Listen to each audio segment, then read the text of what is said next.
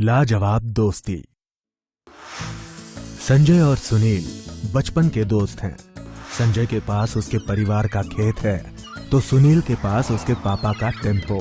संजय अपने खेतों में अलग अलग सब्जियां उगाता, फिर सुनील के टेम्पो से ये दोनों दोस्त आसपास के गांव में जाकर अपनी सब्जियां बेचकर अच्छा पैसा कमाते थे।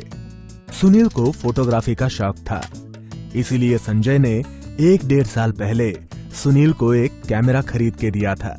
फोटोग्राफी से मिले पैसे जोड़कर 6 महीने पहले दोनों ने एक कंप्यूटर भी खरीद लिया था, जिस पर दोनों फोटो और वीडियो एडिटिंग का काम भी किया करते थे। कामकाज अच्छा चल रहा था, इसलिए दोनों बड़े खुश थे। रोज की तरह आज भी सारी सब्जियां बिक गईं। ये तो बस हमारी मेहनत और अपनों का आशीर्वाद है। ये बात तो है। अच्छा सुनील, आगे उस कॉर्नर पे रोक देना। क्यों, कुछ काम है? बहुत जरूरी काम है। तुम कहते थे ना हमारे वीडियो और फोटोग्राफी के काम में एक चीज की कमी है और आजकल उसी की डिमांड ज्यादा है। मतलब? हाँ, ड्रोन ले रहे हैं। क्या बात है मेरे दोस्त। चल चल। दोनों दोस्तों ने ड्रोन खरीदा और वो गांव आ गए। घर पहुंचते पहुंचते उन्हें रात हो चुकी थी। सारे गांव वाले आराम से सो रहे थे। संजय और सुनील ड्रोन का टेस्ट लेना चाहते थे, इसलिए उन्होंने ड्रोन उड़ाया। अटैच्ड मोबाइल से वो दोनों अपने आप को देखकर खुश थे। अब उन्होंने सोचा कि ये ड्रोन ज्यादा से ज्यादा कितना दूर जा सकता है, ये चेक किया जाए। उनका ड्रोन 1-8 किलोमीटर दूर एक गली में उड़ रहा था। इतने में उन दोनों ने मोबाइल में देखा कि किसी ने अलंकार ज्वेलरी शॉप का शटर अंदर से खोला। दोनों को शक हुआ। ये दुकान तो राम काका की है, लेकिन ये आदमी राम काका तो नहीं है। पागल, ये राम काका होते तो चेहरा छुपा के दुकान से थोड़ी ही बाहर निकलते। ये कोई चोर है। तुम ड्रोन से उसका पीछा करो, मैं राम काका को फोन करता हूँ। संजय राम काका को फोन लगा रहा था, लेकिन वो फोन उठा ही नहीं रहे थे।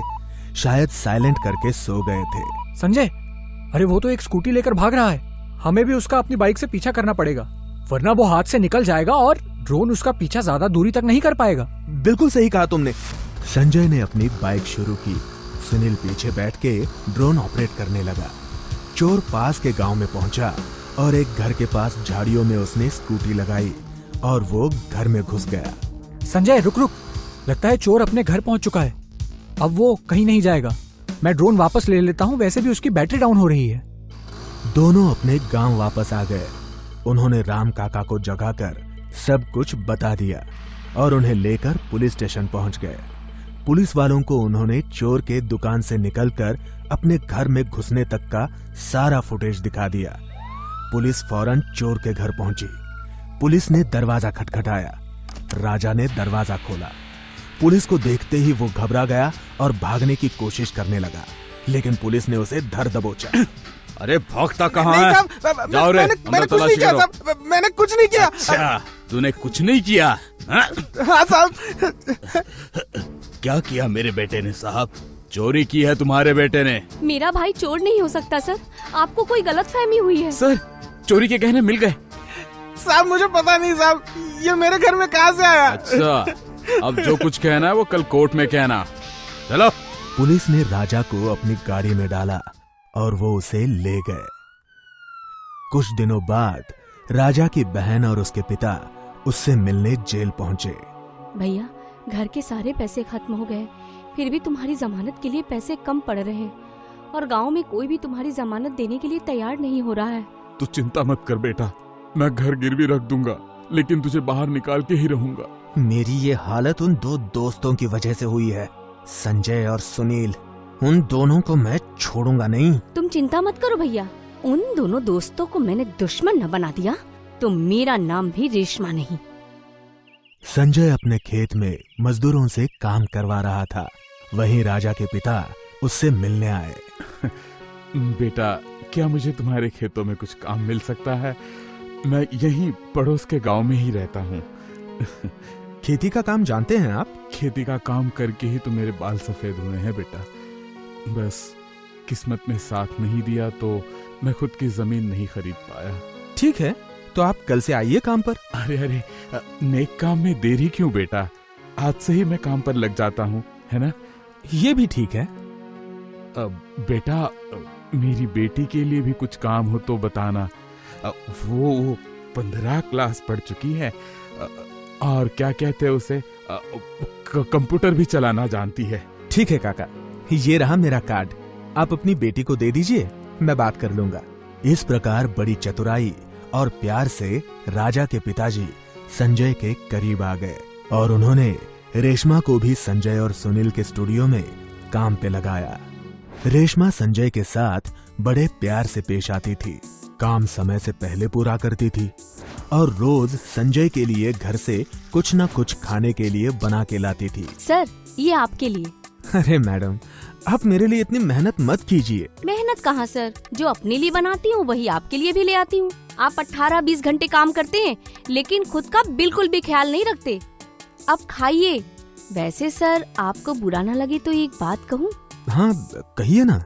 पता नहीं क्यों मुझे ऐसा लगता है कि सुनील सर आपको दोस्ती दिखाते तो हैं, लेकिन उनके दिल में कुछ काला है। यहाँ रहते हैं तो अपने दूसरे दोस्तों से फोन पर बात करते हैं ना, तो मैंने सुना है वो ज्यादातर आपको काम पर लगाने की कोशिश करते हैं और खुद आराम से आधा प्रॉफिट ले जाते हैं। नहीं, ऐसा नहीं है। ऐसा ना हो तो ही अच्छा है सर।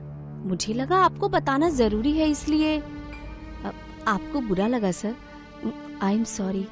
संजय उदास होकर चुपचाप वहाँ से चला गया और रेशमा के चेहरे पर एक कुटिल हंसी आई। संजय खेत में पहुंचा तो राजा के पिताजी उससे वहाँ मिले।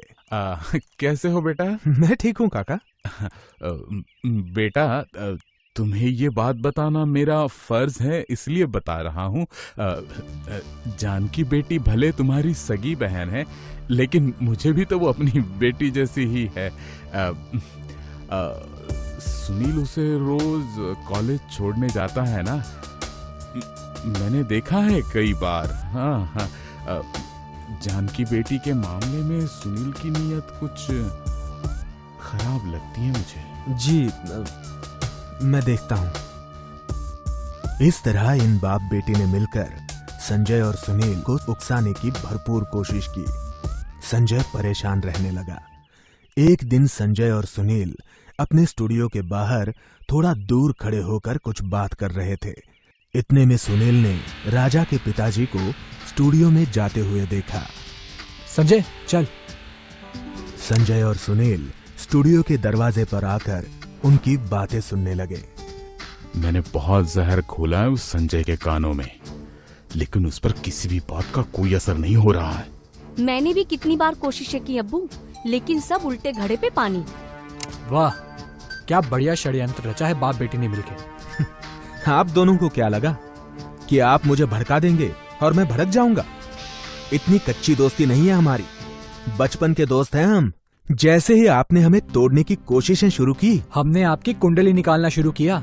आपका बेटा जो सजा काट रहा है उसमें हमारी कोई गलती नहीं है। वो अपने कर्मों का फल भोग रहा है। लेकिन हमारा तो घर बर्बाद हो गया। दूसरों के घर बर्बाद करके अपना घर आबाद करना इंसानियत नहीं होती। सच्चा इंसान तो वो होता है जो खुद के साथ औरों को भी आबाद करे। आप दोनों इतने मेहनती हैं, तो राजा को चोरी करने की जरूरत ही क्या थी? मेरा राजा भी अच्छा पढ़ा लिखा है, लेकिन नौकरी नहीं मिलती ना, इसलिए। अरे काका, आप दोनों ने काम के लिए मुझसे पूछा और देखिए आज आपके पास काम है और अच्छा काम करके मेहनत की तनख्वाह ले रहे हैं आप लोग। और अगर राजा भी हमारे साथ काम करना चाहे तो हमें कोई एतराज नहीं है।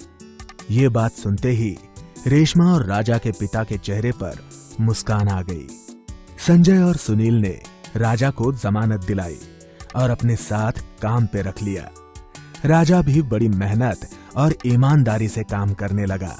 सच है दोस्तों, हमें जो भी काम मिले उसे हमें मेहनत, ईमानदारी और लगन से करना चाहिए। ऐसे लोगों पर ही माँ लक्ष्मी प्रसन्न होती हैं। हम अड़ियलपन दिखाएंगे तो दुनिया आगे निकल जाएगी और हम वहीं के वहीं रह जाएंगे। तो दोस्तों, ये थी कहानी लाजवाब दोस्ती की। जल्द ही मिलेंगे एक नई कहानी के साथ। तब तक आप अपना और अपनों का ख्याल रखें। खुश रहें।